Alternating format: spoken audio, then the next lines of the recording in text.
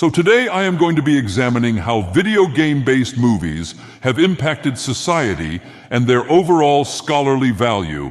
And who am I kidding? It's a tier list video. They've been popular since the year 2019 of the current era, and I'm here to do my own. Video game movies are all the rage these days, so let's get started. First though, some clarifications. I am not ranking every single video game-based feature-length film to ever exist. That would be madness, especially considering the insanity-inducing existence of Uwe Boll's filmography. I'm just ranking most of the ones I have seen over the past millennium or two here in the Heart Chamber. So let's begin with the obvious. The Mario Bros. Movie from 1993, which has its own tier. I could not in good faith do anything less than give the 93 Plumber Bros film its own tier. It is neither terrible or amazing, but it is also both. It exists, but at the same time it is hard to pinpoint if it is tangibly real. It's an Elder Scroll, showing all possible futures for the Mario franchise, yet it also reveals nothing. It is more incomprehensible than the 36 Lessons of Vivek. It's a movie where Mario's last name is also Mario, dinosaur people live in a cyberpunk city, Yoshi is a velociraptor, Peach is nowhere to be seen, but Daisy is for some reason, Luigi's last name is Mario, and Goombas that look like demented Daedric creatures dance in an elevator. Their last names are also probably Mario as well. Every scene tries to stray further and further from what makes Mario, well, Mario, and it is a sight to behold. If you haven't seen this quintessential piece of film, watch it. It will inevitably be added to the Criterion Collection and every Target's bargain bin. We will never see its ilk again, and that is both beautiful and tragic. I've said my piece on this strange noir of a movie. Moving on, or movieing on. I'm fetching hilarious. Okay, so the other Mario movie from 2023, which is obviously S tier. This movie is a 90-minute thrill ride of joy through the Mushroom Kingdom. I laughed, I cried, I was on the constant lookout for Mario Easter eggs. What more could you want from a video game adaptation? This movie will spawn the Mario Cinematic Universe and nothing will stop it. Peaches should be winning Best Original Song at the Oscars this year, but it wasn't even fetching nominated. This film is true art and will be studied for years to come. I tear up thinking about the epic final showdown against Bowser. This is a film about brotherhood, friendship, the dangers of giant lizard creatures, the complexities of modern plumbing, life, death, and how damn cool Tanuki suit Mario truly is. I could gush about this masterpiece all day, but I'll move on. Next up, Assassin's Creed, the 2016 film. Gonna be honest, it's C tier. It's the definition of could be better, could be worse. The movie is preoccupied with Michael Fassbender dancing around in an augmented reality version of the Animus, more than it is about the Spanish Inquisition era Assassin Aguilar it's supposed to be exploring. It's more dance assassination than Assassin's Creed, but it's not terrible, and it adequately set up another movie, which will never happen at this point. Also, Jeremy Irons' character is lore-breaking from what I can recall, and I'm convinced half the cast were Apple of Eden into acting in the film. I can't see Brendan Gleeson being an AC fan. That could also work for Animal Crossing too. But hey, the parkour and fighting scenes aren't bad, and it could be worse. Hopefully, the upcoming Assassin's Creed TV shows on Netflix will be better. One's animated and the other is live action. We'll see how they go, if they ever actually materialize at this stage. Up next, Warcraft. B tier. It's solid. A cool enough action fantasy movie that would be higher if it included a Leroy Jenkins Easter egg. Maybe it did, but it was too subtle, and I didn't notice. But it's not bad, I guess. Nothing more to say as someone who missed the WoW boat, because I was too busy recovering from Nerevar killing me around that time and crying myself to sleep. Okay, moving on. Detective Pikachu, which is an easy S tier. This movie easily could have ended up being the Mario movie from 1993. Instead, it ended up being a movie about Pikachu's crippling addiction to caffeine. This movie is a masterpiece, really, at the very least by video game adaptation standards. And the twist is mind-blowing.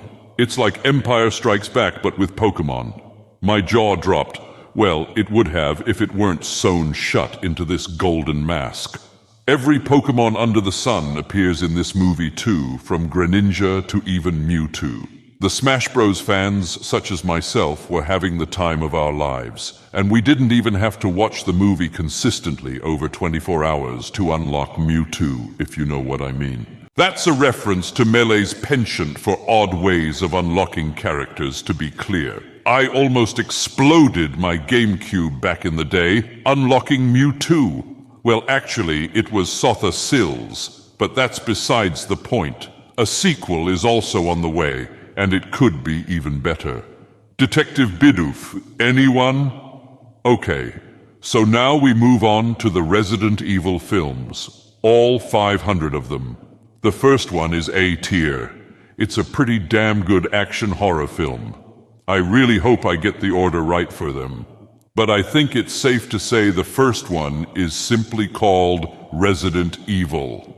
So, yeah, Alice isn't in the games, and it's blasphemous, and the franchise goes relatively off the rails from the source material, but I mean, can we talk about the laser scene? That guy from Arrow getting lasered to pieces is like the second most iconic scene in cinema history after Rosebud from Citizen Kane. There, I said it.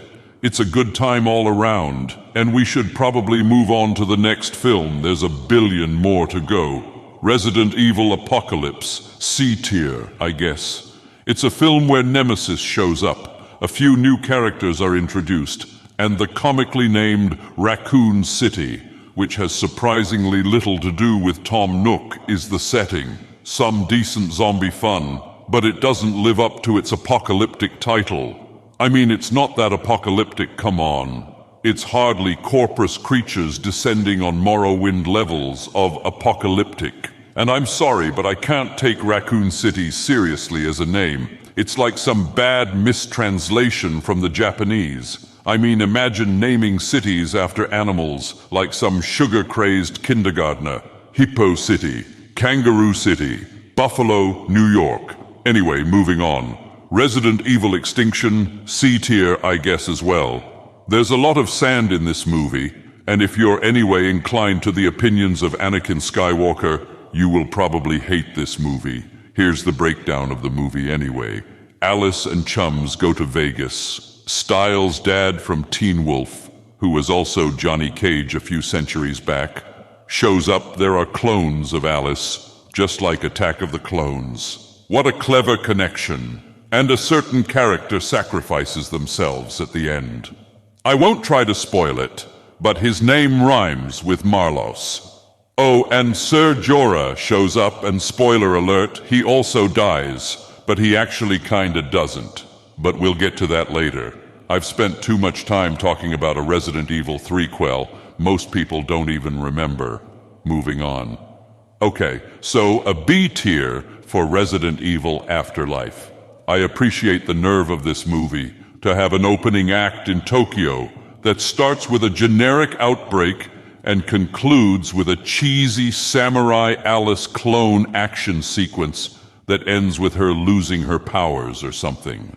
The rest of the movie is unsubtle references to Wentworth Miller's time in Prison Break, fights with Pyramid Head, looking things that make you question what franchise this movie is in, and a recast Wesker being Wesker and stuff. It's solid enough for what it is. Moving on to Resident Evil Retribution. How many of these movies are there? I mean, why is there only one true video game movie franchise? You could have made at least 10 movies about my life if you wanted to. Back on point. So Retribution is a B tier. I mean, why not? It's like 90 minutes of Alice escaping a facility, and with a reference to that parasite thing from Resi 4 at the end. I mean, that's it, but it's a popcorn adrenaline ride that brings in the Resident Evil Avengers. Although there is no mention of Jill sandwiches, quite tragically, even with Barry, What's-His-Face's presence. Okay, so after 1002 films, we have reached Resident Evil, the final chapter, which is B tier. Probably should be C tier, but whatever I like, films with corporous creatures. So, Sir Jorah from Extinction is not dead. He also has clones. Yes, eyeball-rolling retconning is the order of the day here for this film. Things wrap up decently enough, and I'm done talking about Resident Evil films. Oh wait, welcome to Raccoon City, C tier, because I do not need to be reminded of that silly name. It might have been B tier otherwise, and yes, I'm that petty. It takes the horror route, and it's actually quite cool. But we're all exhausted at this stage, and we need to move on from Resident Evil. Uncharted gets a B tier. It would have been A, but that fight in a Papa John's was so blatant in its product placement. It was a little nauseating. I was half expecting Sully to have a monologue about how great their new flavors of pepperoni are, or some swit for a sec. Also, is Papa John's even a thing in Barcelona? I'm not so sure. It could be. I don't know. In this film, Spider-Man is Nathan Drake, and it took so fetching long for this movie to be made that Mark Wahlberg went from Drake to Sully. It has cool sequences that are taken from the games, and it is a jolly old time overall. Just watch out for the product placement that feels like getting sand in your eyes. More sand jokes, yes. I'm on fire today. Tomb Raider, the one from 2018, gets a B tier. It's a good movie, honestly. It might have even been A tier if it featured a scene where Lara traps the butler in a freezer. I have nothing else to say as someone who knows as much about Tomb Raider lore as an average Nord knows about the Tribunal, which is very little. Moving on to Sonic the Hedgehog, the 2020 film, which is frankly D tier. I mean, it's fine, I guess. Sonic speeds around in Montana for a bit. Jim Carrey pretty much plays Shea Gorath with a mustache, and it's a perfectly fine video game-based movie. The thing is, I could not for the life of me get the original artistic vision for Sonic out of my head, even after the fans demanded they fix the little blue fetcher. That nightmare fuel Sonic with weird teeth haunts me to this day, and for that very justifiable reason, it is D tier. No, I regret nothing about this choice. Nothing could stop me from enjoying the film after seeing that the Vietnam flashbacks were frequent and never-ending. Plus, it's basically a film aimed at young little mobile gaming-addicted noirs who are dipping their toe into the waters of video game-based movies for the first time and beg their parents to bring them to this movie in IMAX or some swit. It's baby's first video game adaptation through and through. At least, it gets them in the door. Okay, so moving on from that take, that was hotter than Red Mountain, to Prince of Persia, which gets B tier. There is nothing wrong with the story of this movie. They give the prince a name, though, and frankly, I was disappointed by that. I wanted everyone to refer to him as the prince, or with a generic title like he was the protagonist of a BioWare RPG from the early to mid-2000s. It's a solid sandy saunter of a film. I am an alliterative genius. If you're Anakin Skywalker, again, you'll hate it, but moving on. I'm giving both Hitman movies B tier. They are solid action movies and video game adaptations in general. Both movies, however, failed to feature Agent 47 in a flamingo suit. I don't care if that was an aspect of the later games. It should have been in one of the movies at least.